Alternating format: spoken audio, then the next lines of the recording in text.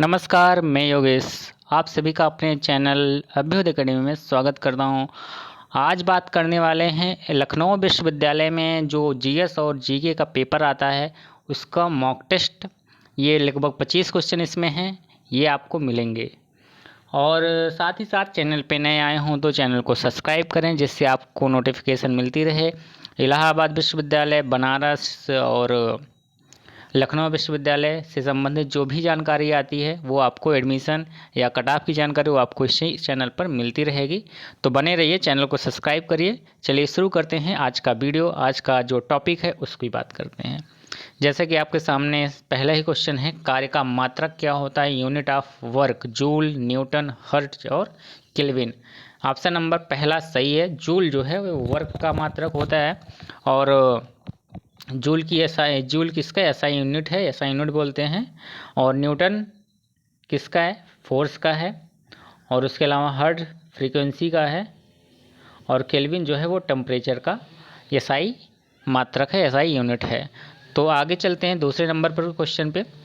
गांधी जी द्वारा सविनय अवज्ञा आंदोलन कब चलाया गया था? तो पहला ऑप्शन इसमें जो है वही सही है। 12 मार्च 1930 को गांधी जी द्वारा सविनय अवज्ञा आंदोलन चलाया गया था।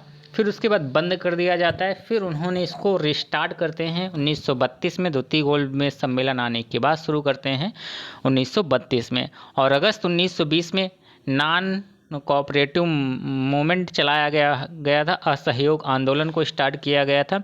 और 5 फरवरी 1922 को चौरी चौरा कांड हुआ था।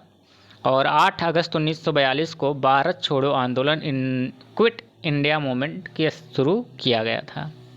तो इसमें पहला ऑप्शन सही है। तीसरे क्वेश्चन पर चलते हैं।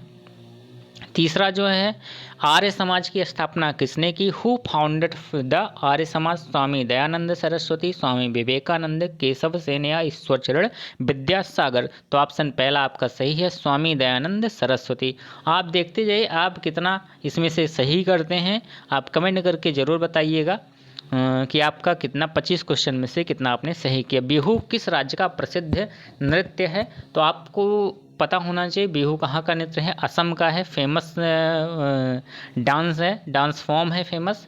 उसके अलावा आपको उत्तर प्रदेश का भी पता होना चाहिए, उत्तर प्रदेश के फेमस नृत्य कौन सा, फेमस डांस कौन सा, उसके बारे में। क्योंकि आपका पेपर लखनऊ विश्वविद्यालय का, तो उत्तर प्रदेश में थोड़ी बहुत जानकारी रखनी चाहिए आपको। उसके अलावा आगे पांचवा क्वेश्चन, किस युद्ध के दौरान बांग्लादेश का उदय हुआ? ना, किस युद्ध के दौरान बांग्लादेश का उदय हुआ?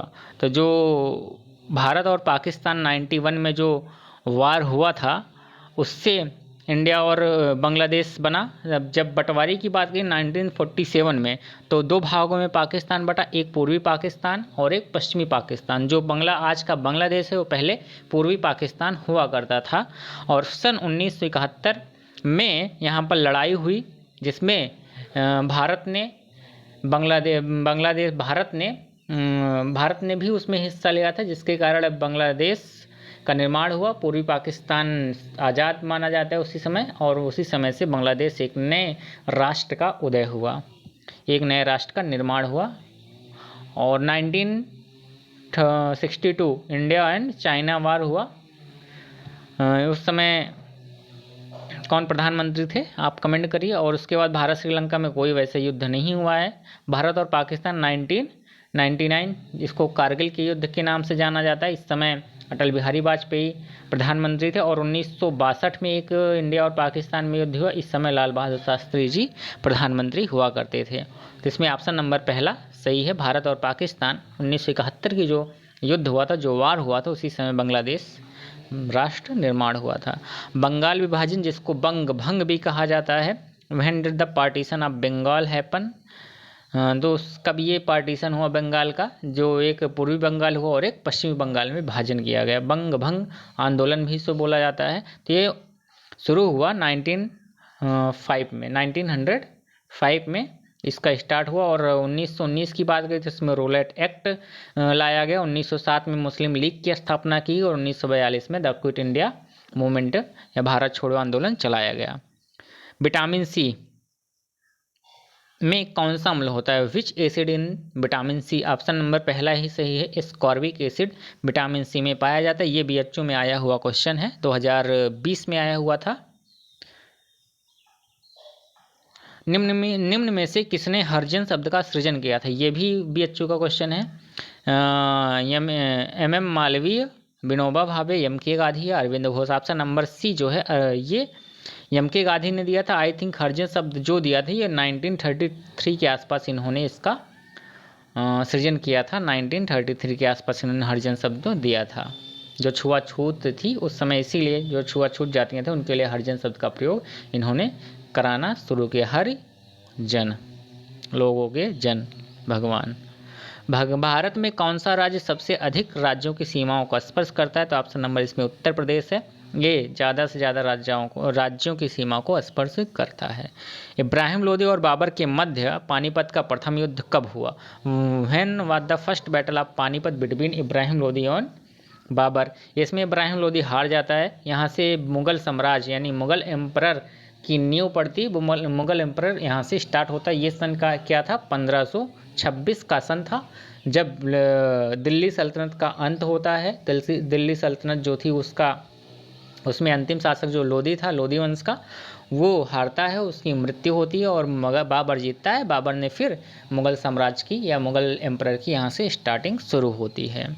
1556 में दूसरी बार सेकंड बैटल हुआ और इसमें अकबर थे एंड हेमू साहब थे, इन दोनों के मध्य लड़ाई हुई थी।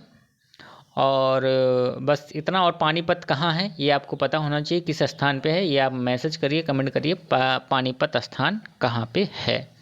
भारत के पहले वायसराय, ऑप्शन नंबर इसमें 4 है, चारों में से हुआ the first viceroy of India, तो ऑप्शन नंबर इसमें लॉर्ड कैनिंग है। ऑप्शन नंबर सी जो है लॉर्ड कैनिंग इसके पहले वायसराय बने हुए। भारत वास्को डी गामा कब और कहाँ पहुँचा?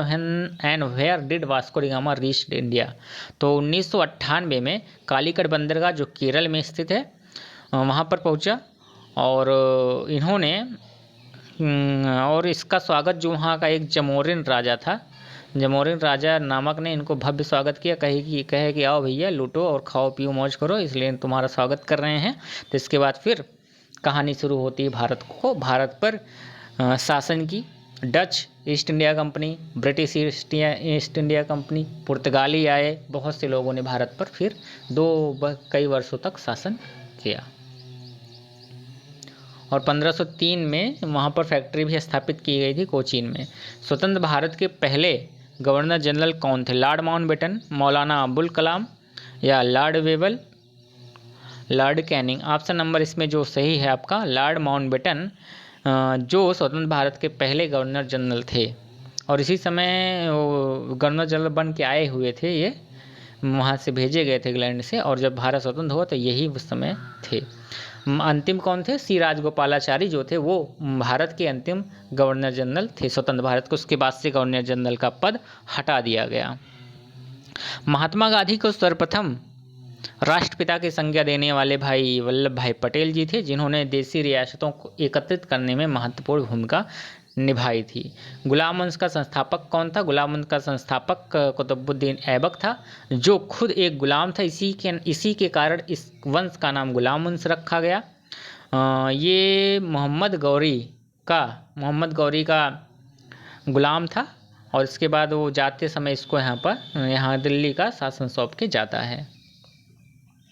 कलकत्ता में फोर्ट विलियम कॉलेज की स्थापना कौन किया? Who founded the fort William college eight Calcutta? तो कलकत्ता, वैसे कोलकाता ही हिंदी में है, इंग्लिश में होना चाहिए कोलकाता भी लिखा जाता है, कलकत्ता हट चुका है। तो आगे चलते हैं। Lord Richard Wellesley, option number चौथा जो है ये आपका सही है। लॉर्ड रिचर्ड वेलेस्ली इनका पूरा नाम है। इन्होंने 1800 में फोर्ट विलियम कॉलेज की स्थापना की गई। Number 17 grand trunk road, who got constructed grand trunk road? तो ऑप्शन नंबर से साहसूरी। ये कहाँ से कहाँ तक बनी है आप कमेंट करके बताइए। ग्रैंड ट्रंक रोड कहाँ से कहाँ तक बनाई गई थी? अगले चलते हैं। निम्नलिखित में से कौन सा शुद्ध जल है? आप सभी जानते हैं जो रेन वाटर होता है वो सबसे शुद्ध जल में गिना जाता है, प्योरेस्ट वाटर होता है। और 19 नंबर निम्नलिखित में से कौन सी एक प्रमुख ग्रीन हाउस गैस है? Carbon dioxide, chlorofluorocarbons, carbon monoxide. तो ऑप्शन नंबर सबसे ज़्यादा जो अच्छा है वो कार्बन डाइऑक्साइड जो एक प्रमुख ग्रीन हाउस गैस है। उसके अलावा ये सभी ग्रीन हाउस गैसें हैं। फ्रियान गैस जो होती है आपकी रेफ्रिजरेटर में यूज की जाती है। उसके अलावा आगे चलते हैं, निम्नलिखित में से कौन सा सबसे ऊंचा पर्वत है? ऑप्शन 4 है। अपने अनुसार नहीं लगा देना माउंट एवरेस्ट, क्योंकि सबसे ऊंचा वही है फिलहाल में। यहाँ पर ऑप्शन नहीं है, तो ऑप्शन के अकॉर्डिंग आपका K2 जिसको गार्डविन ऑस्टिन के नाम से भी जाना जाता है, वो सबसे ऊंचा पर्वत है। कहाँ पर स्थित है आप बताइएगा। और 21 article 14 of the Indian constitution guarantees Indian citizen equal protection of law, equality before law, equal distribution of economic resources, या equality before law and equal protection of law. इसमें से कौन सा सही है? ऑप्शन नंबर जो चौथा है, equality before law and equal protection of law, ये सही है। ये हिंदी में है, आप देख लीजिए, विधि के समक्ष समानता और समान सुरक्षा। तो क्वेश्चन नंबर 22 पे चलते हैं। 2023 को अंतर्राष्ट्रीय मोटा अनाज international year of millets IYM के रूप में मनाया जा रहा है। से कौन सा या अनाज मोटा अनाज नहीं है? इसमें ऑप्शन नंबर बी जो है ये मोटा अनाज नहीं है। रागी, बाजरा और ज्वार ये आपके मोटे अनाज में आते हैं। क्वेश्चन नंबर 23, हाल ही में 17वें प्रवासी भारतीय दिवस सम्मेलन के मुख्य अतिथि, आपको पता है भारतीय 17वें प्रवासी भारतीय सम्मेलन मनाया गया था, जिसका बहुत जोर शोर से मतलब मनाया गया था। ये कहाँ मनाया गया था? इंदौर में, MP के इंदौर राज्य में, इंदौर सिटी में, MP के इंदौर सिटी में इसको मनाया गया था। इसमें गयाना के राष्ट्रपति मोहम्मद इरफान अली को बुलाया गया था। और इसकी जो थीम थी वो आप एक बार देखना, जहाँ तक क्या नाम था, प्रवासी भारतीय अमृतकाल में भारतीय विश्व उन्नयन, ऐसे कुछ था नाम था। आप एक बार देखना इसकी थीम क्या है, उसको कमेंट करके बताइएगा। एग्जैक्ट मुझे इस समय याद नहीं है। उसके बाद कांग्रेस नेता राहुल गांधी की लोकसभा की सदस्यता रद्द कर दी गई। इस संदर्भ में निम्न कथनों पर विचार करें। Lok Sabha membership of Congress leader Rahul Gandhi has been cancel in this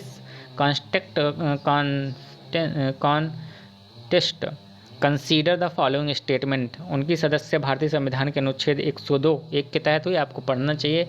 102(1) क्या ऐसी प्रावधान किया गया है कि लोकसभा की सदस्य रद्द कर दी जाए? ऐसा नहीं है। दूसरा है लोक प्रतिनिधित्व अधिनियम 1951 के तहत सदस्यता रद्द की जा सकती है। Membership can be cancel under the representation of people act 1951, ये आपका सही है। जिसको फिर इन्होंने 2013 में एक ऑर्डिनेंस पास हुआ था कि ऐसा नहीं किया जाएगा, उसको उन्होंने फाड़ा था, नहीं तो इनकी सदस्यता रद्द ना की जाती ना। ये 1951 में ही लाया गया था, ये रिप्रेजेंटेशन ऑफ पीपल एक्ट, इसी में बताया गया है। मैक्सिमम 2 साल की सज़ा हो सकती है, 2 साल तक आप सज़ा काट सकते हो इसके तहत। सदस्यता रद्द करने का अंतिम निर्णय सदन के स्पीकर का नहीं होता, ऐसा नहीं है। सदन के स्पीकर का ही होता है, वो चाहे सदस्यता रद्द करे या चाहे सदस्यता रद्द ना करे। उपर्युक्त सभी ये तो वैसे ही गलत है। तो ऑप्शन नंबर इसमें बी वाला सही है, इसके तहत उनकी सदस्यता रद्द की गई है।